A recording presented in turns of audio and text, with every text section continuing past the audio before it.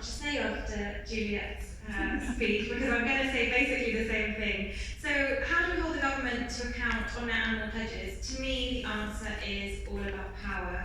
And at present, our movement doesn't have the power. I don't feel that it needs to hold the new Labour government to account. And to me, this is due to a number of factors that we need to strengthen in the movement. And I see three things. One is a movement ecosystem that is working in synergy. Two, we need to come together around these shared goals. And three, we need a vibrant, mainstream, grassroots movement made up of ordinary people like you and like me. So firstly, the ecosystem piece. So successful social movements throughout history have included groups and organisations with different approaches to social change, working in synergy together. And within any ecosystem, there's usually three foundational theories of change. So personal transformation, building alternatives, and then shaping changing the dominant institutions that shape society, so the systemic change piece. And that systemic change, the institutional change, can come through the inside game, like lobbying, party politics, like using the avenues that the system provides to put pressure on the system from the inside, or outside game, so that's putting pressure on the system from the outside through things like community organising and mass protest, so like the people power piece. And typically, as Juliet said, legislative change requires a strong outside game because, legislative change follows public opinion. And fundamentally, what I think that we need is both in our movement is not only the outside game, which I think we're missing, really, but we also need a more progressive inside game that's doing things which is more than incremental welfare change, which is what I see mainly in the animal movement in the UK right now. So we need both a stronger inside game and a stronger outside game. So that's the ecosystem piece. The second piece that I mentioned at the beginning, I think we need shared transformational goals, and the Labour government's manifesto has given us some goals that we can work together on. Because currently, what I see is like different organisations doing amazing things, but often focusing on different things. So we're losing the power that comes from focusing our attention and making, on one thing and making a breakthrough in that particular goal.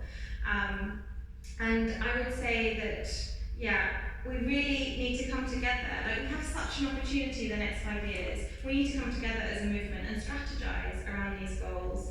And then figure out what pieces the inside game can take and what pieces the outside game can take.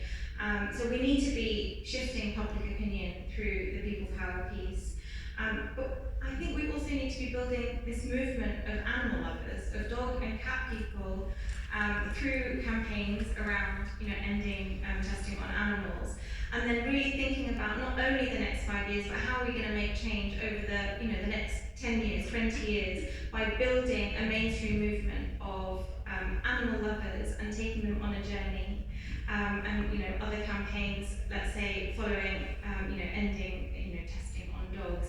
How about ending testing on pigs and other animals who are farmed, and then using that as a bridge to actually get us to campaigning around animal agriculture.